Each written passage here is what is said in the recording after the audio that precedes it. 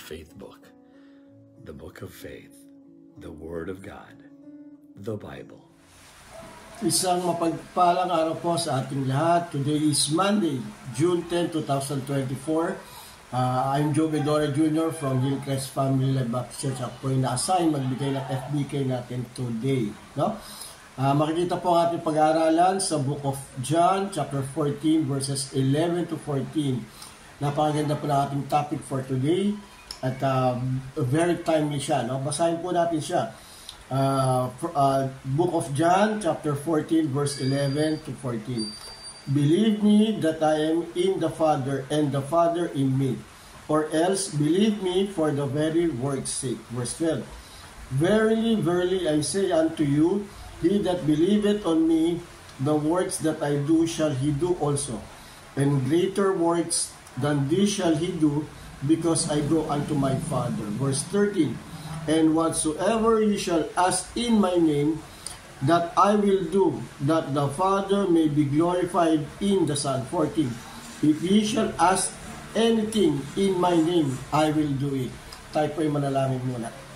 Ang naming banal sa langit, nagpapasalamat po kami sa oras, Lord, na pinagkaloob niyo sa amin. Thank you for the opportunity to study thy word, Panginoon. Naway, marami po kami matutunan today at ma-apply po namin sa aming buhay spiritual. Handaan niyo po ang aming puso't isipan sa pagkinig at pag-aaral ng iyong salita, Panginoon. At kayo po maging gabay ko, Panginoon, sa pagsasalita. Kayo po mapapurihan, Panginoon. Nilalapit ko ang lahat na to sa Panginoon Jesus. Amen. Amen. Okay, magandang araw po ulit, no? Makita po ang ating pag-aaralan sa Book of John, chapter 14, verses 11 to 14. Napakaganda. Titingnan lang po natin, no? Titingnan nyo rin po yung kung magbabasa tayo mula verse 1 hanggang 14, paano po tayo makukuha, no? Pero ito po yung binigay sa akin na text ng ating pastor, no? I-base ko lang po ito, no? Parang very timely, kaya sinabi ko very timely is sa era po natin yan, sa generation po natin yan, yun po natin, no? So, social media itself, no? Napakarami natin makikita sa social media, no? Na pwede natin siyang gayahin, no? Gayahin in a way na i-imitate o kaya susundin sa lahat ng kanyang ginagawa. Tingnan po natin mga politiko, no? Every time they stand on the platform, marami kang maririnig, no? Ganoon din po, athlete, no?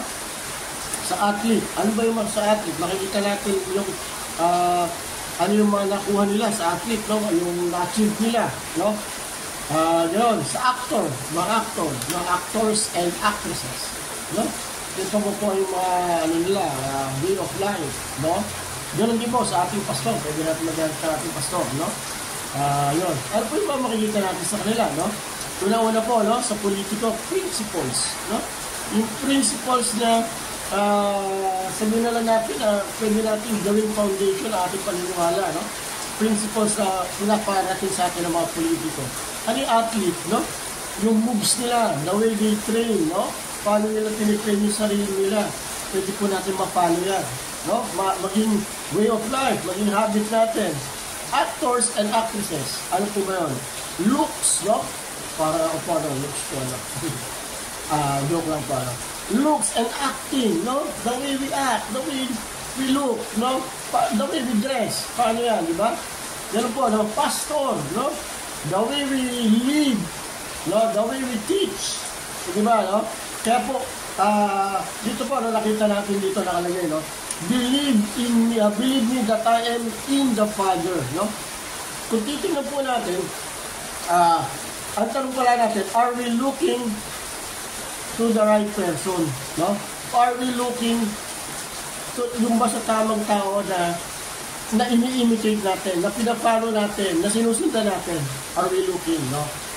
Yun ang tanong po natin. Tanongin niyo po yung sarili nyo, no? Pero dito po, pinapakita ng Panginoon dito. Kasi kung babalikan natin po yung verse 9, nakalagay po dito, Jesus said unto him, have I been so long time with you, and yet hast thou not known me, Philip? Kausap ng Panginoon, no? Pag titignan po natin ito, babasahin po natin ito, pag read red po yung tinta o yung words na mababasa niyo sa Bible, Jesus Christ is the one, siya po yung nagsasalita, no? Siya po yung nagsasalita. Dito po, panay-red to. So, si Jesus Christ po yung nagsasalita. Nitong time na to, no? Sinabi ni kay Philip, hindi mo ba ang tagal mo na akong kasama, hindi mo pa rin ba akong kilala? Diba? No, ganun po tayo, no? We are surrounded by many things, many people, no? Minsan, baka mamaya, hindi na natin nakikita kung sino yung dapat natin tignan. No? Ano po, itong huli, no? Are we neglecting or ignoring? Just ignoring or just neglecting ang Panginoon, no? Bakit? Mas masarap imitate to itong athlete Mas masarap sundin tong pastor Mas masarap sundin tong actors and actresses na to No, ayoko sundin si Jesus No, boring. Walang parang killjoy, no? Pero di ba, no, sabi niya po dito, no, ng Panginoon, no? Verily, verily, I say unto you, he that believeth on me, the works that I do, shall he do also. No? Lahat po ng ginagawa ng Panginoon, kung ikay naniniwala sa Kanya, ginagawa mo rin sa buhay mo. No? Kung siya nananalangin ka, kung siya nagbabasa ng Bible, nagbabasa ka rin dapat ng Bible. Kung siya nagsishare ka rin dapat nagsalita ng Panginoon. Di ba? Pero yun nga po, no? Are we ignoring or are we just neglecting the Lord Jesus Christ? No? Tignan po natin, no? Tignan naman po natin, no? Yung oras natin, yung mind natin, yung puso natin, yung lakas natin, kanina natin binibigay. Tingnan niyo po yung araw nyo ngayon. Pagod po kayo, ang binigay niyo po sa Panginoon niya today, di po kayo pagod. Di ba?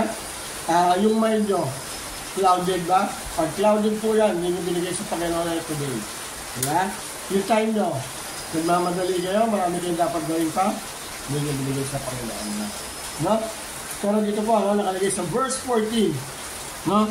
If ye shall ask anything in my name, I will do it. Yun naman pala po Ang dami nating hinihingi, ang dami nating ginagawa, pinapalo ng ibang tao. Binibigay ba lahat ng ibang tao yung gusto natin? Ginagawa natin yung ginagawa nila. Diba? Sinusunod natin yung panalamit nila, pagsasalita nila, prinsipyo nila. Diba? Paniniwala nila, turo nila, sinusunod natin. Pero binibigay ba niya lahat ng gusto natin? Pero dito ang linaw. Di ba, no? Verily, verily, I say unto ye that believeth on me, the works that I do, shall he do also. Di ba? And sa verse 14, if ye shall ask anything in my name, I will do it. That's the secret. No? Yung pala yung secret. No? Marami tayong pinupunta ang iba, pasipot-sipot. No? To have everything, to get everything, to get what we want. Pero ito lang pala. Ito lang pala, no? No? Pero ito po, napaganda. It's a clear lesson po na minsan, hindi lang minsan, madalas na neglect natin po. No? We're doing a lot of things out of Jesus Christ's way. No?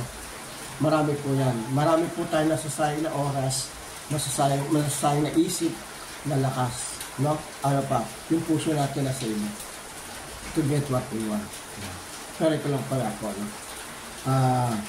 Just follow Jesus Christ and do what He do. If you shall ask anything in my name, I will.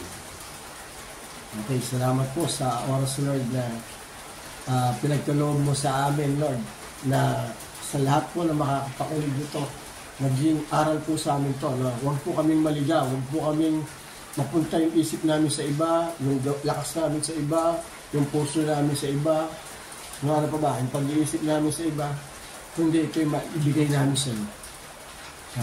At gaya po ng sinabi niyo sa salita, kung ano po yung ginagawa niyo, gagawin namin dapat. Nakikita namin, sasabihin namin. And everything that we ask, anything in your name, I will do. Salamat po sa oras na to for giving us the opportunity to study thy word. Tayo po yung malalangin. Lord Jesus, thank you very much for this time you given to us. Thank you, Lord, sa opportunity to study thy word. Lord, it's very clear in your word, Lord. all we have to do is to follow you, Lord. Hindi po ibang tao, hindi po ibang bagay, hindi po namin ibibigay amin lakas, isip, puso, puso, isip, oras, Panginoon, ito na ibibigay namin sa inyo, Panginoon. And everything we want in your name, you will give it to us, Lord. Salamat po, Panginoon, sa promise niyo. Alam ko po, kahit kailan, nangako po kayo na hindi napapako. Ginagawa niyo po ito, lahat po ito natutupad. Kaya sa oras ito, Panginoon, kayo pong mangusap sa lahat ng makakapanood, Panginoon, ay pong makita nila sa kanilang buhay. Nilalapit po namin ang lahat na ito sa Panginoon Jesus. Amen. Amen. Salamat po. Salamat po.